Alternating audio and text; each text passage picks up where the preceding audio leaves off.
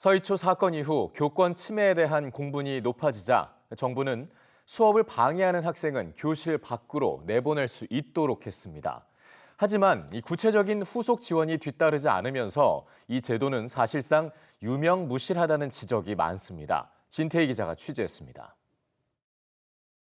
교무실 문을 차며 마구 화를 내던 학생. 말리던 교사들도 다쳐 병원 신세를 져야 했습니다.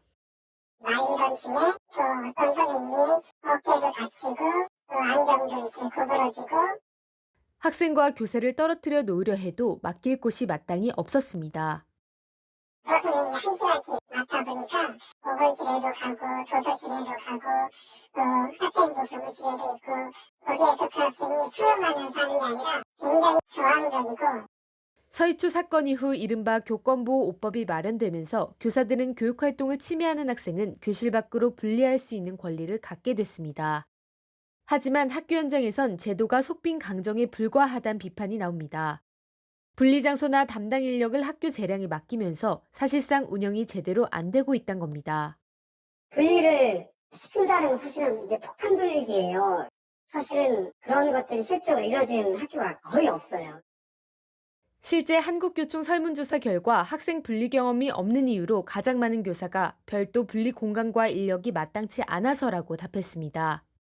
교사 약 6천 명을 대상으로 한 또 다른 설문조사에선 분리장소로 학생을 인솔하는 인력이 교사인 경우가 85%로 가장 많았습니다.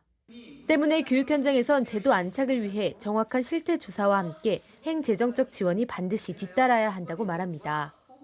불리한 학생이 사실은 정서행동 위기나 여러 가지 조건이 있기 때문에 이 아이의 성장에 적절하게 지원과 그다음에 예산이 배치가 돼야 된다는.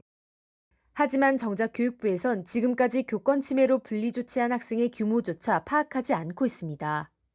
수업 방해와 교권 침해가 떼놓을 수 없는 문제인데도 각각 다른 부서가 나눠서 처리하다 보니 혼선이 빚어지기도 합니다.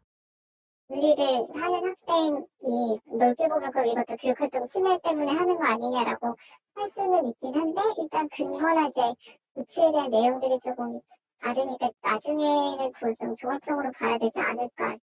다만 교육부는 EBS 취재진에 시행 초기인 만큼 앞으로 보완이 필요한 부분은 노력해 나갈 것이라며 관련 통계도 앞으로 파악해 나갈 계획이라고 밝혔습니다. EBS 뉴스 진태입니다.